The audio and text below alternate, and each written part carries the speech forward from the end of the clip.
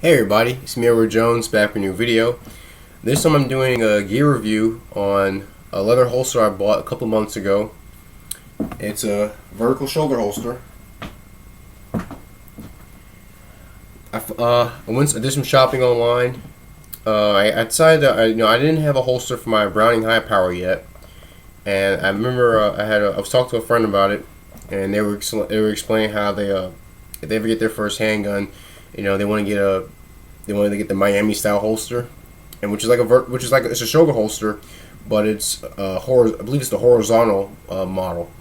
And I toyed around with the idea, and I guess I didn't have a holster for my high power yet, so I went online and I like the look of the vertical shoulder holster.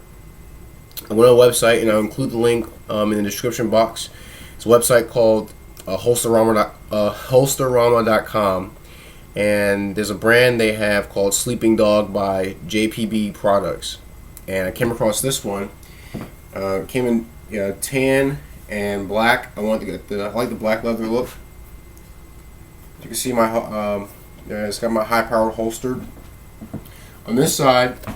And now, before I get to the magazine pouch, the holster is actually good for 4-inch barrel revolvers and 5-inch barrel semi-autos.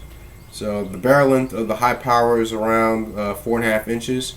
I was able, and this is pretty adjustable. I was able to get my 1911 to fit into this holster pretty well, and it fit in more comfortably than my high power. It's held on by my belt by some snaps. So there are 2 snaps right there.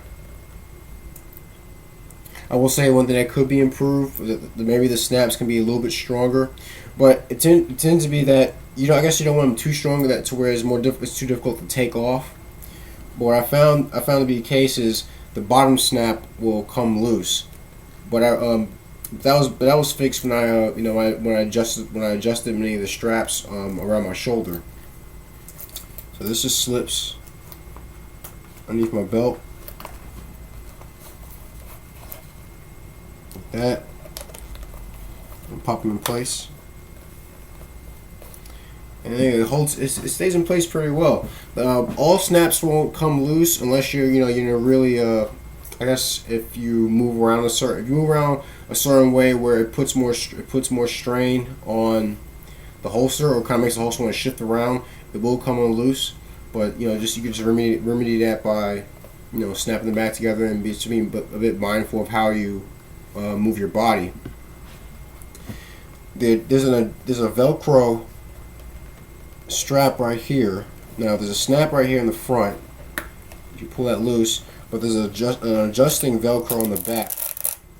And what that's for is since many handguns have different setups. They have the holster set up like this, so the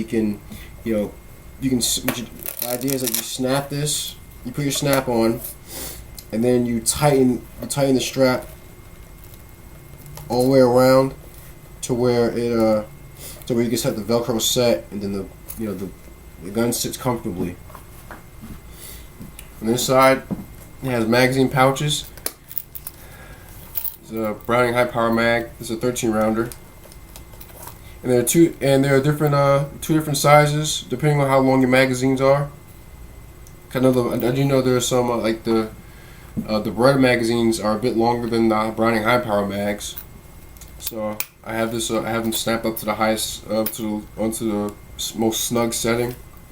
And what's cool is you can also fit 1911 mags in these pouches as well. Now you can fit 1 mag a piece because this is for double stack, but the standard 7 or 8 round mags for 1911 fits perfectly inside this mag pouch.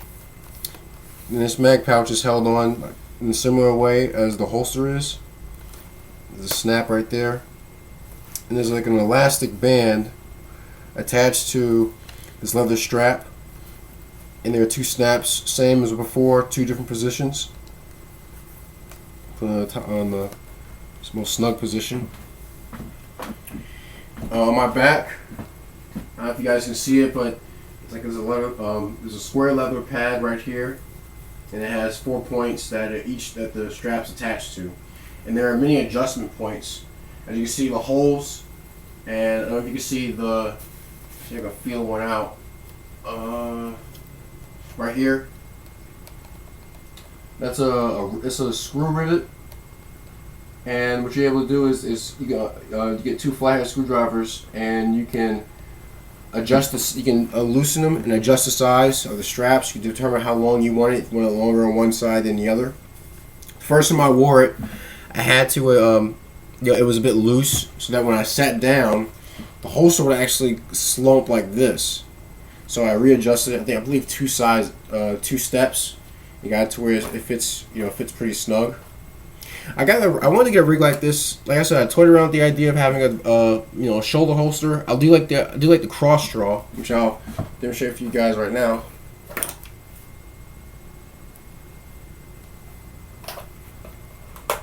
Let's see if I can do it from this side.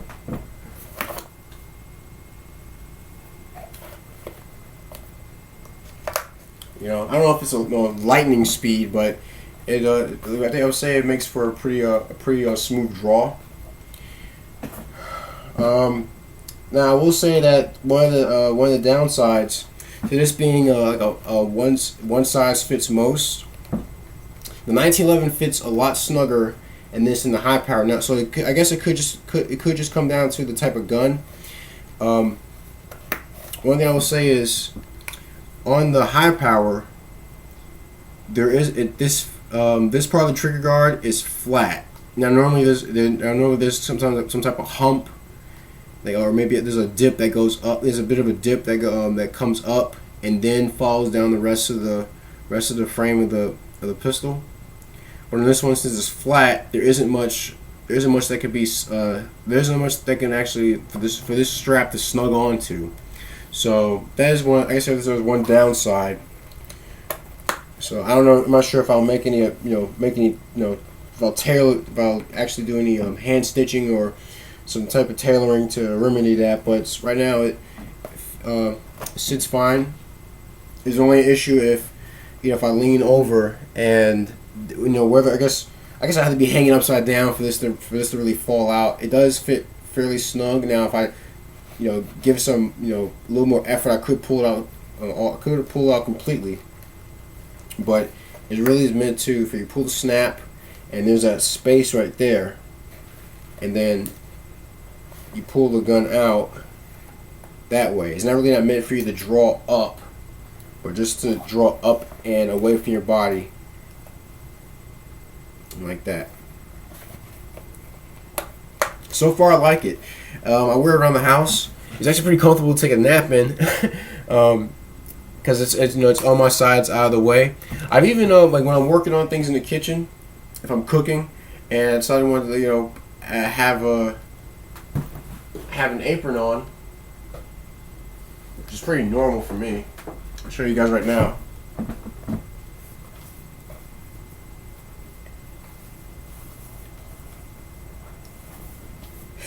You think of someone being in the kitchen and they have a shoulder holster, right underneath their apron. And there it is. And I guess, and this is I have many aprons, but this is one that I just pull off the wall. If I've had, let's say I was, making some spaghetti, which I am doing right now, making my lunch, and if I ever had to drawer, it is accessible. So I don't have to be digging underneath, digging underneath my shirt or having to lift my apron up to, get to my belt to where, a holster would be most likely hidden. So it's way off to the side.